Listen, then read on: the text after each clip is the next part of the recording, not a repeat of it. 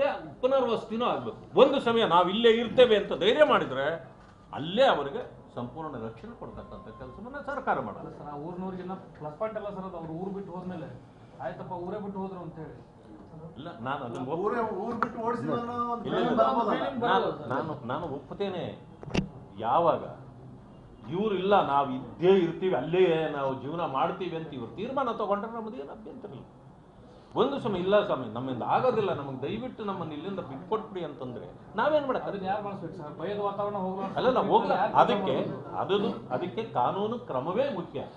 ಅದಕ್ಕೆ ನಾನು ಹೇಳಿದ್ದು ಪೊಲೀಸ್ನವರು ಇದುವರೆಗೂ ಅವರಿಗೆ ಸಂಪೂರ್ಣ ರಕ್ಷಣೆ ಕೊಟ್ಟಿದ್ದಾರೆ. I thank to them.